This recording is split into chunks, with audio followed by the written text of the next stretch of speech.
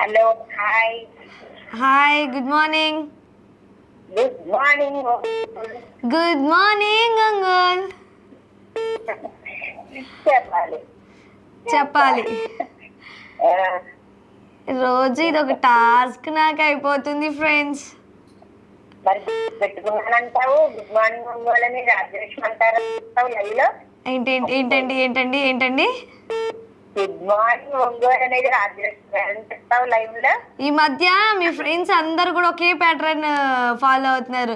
సరోజిని గారు, ప్రసన్న గారు, రమాదేవి గారు, రుక్మిణి గారు, రాజలక్ష్మి గారు ఒకే ప్యాటర్న్. ఫోన్ చేయగానే గుడ్ మార్నింగ్ ఒంగోలు. మరి కన్ఫ్యూజన్ అవ్వకుండా ఉంటారా?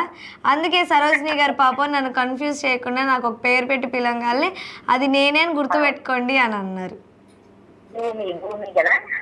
భూమి. సో ఇప్పుడు మీరు ఊరు చెప్పండి, నేను చెప్తాను. రాజలక్ష్మి గారేనా?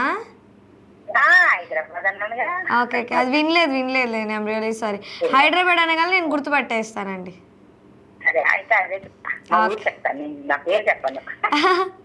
మీరు అందరు గుర్తుంటారు, కానీ ఏంటంటే మీ వాయిస్ అందరిది కూడా ఒకే టైప్లో ఉంటుంది. అంటే స్టార్టింగ్ ఒకేలా చెప్తారు కాబట్టి.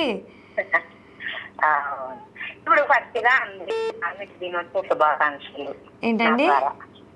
కార్మిక ప్రపంచ దినోత్సవం కదా, మేడే. Okay, May Day. అవునండి, నేను అసలు మర్చిపోయాను. ఓకే, ఈరోజు ప్రపంచ కార్మికుల దినోత్సవం. ఎందుకంటే కార్మికులు పాపం విషయంలా కష్టపడతారు. జాబులు కష్టమే, కానీ కార్మికులు మరీ ఎక్కువ కదా. అవునవునండి, అందుకే మేడే కావాల్సింది.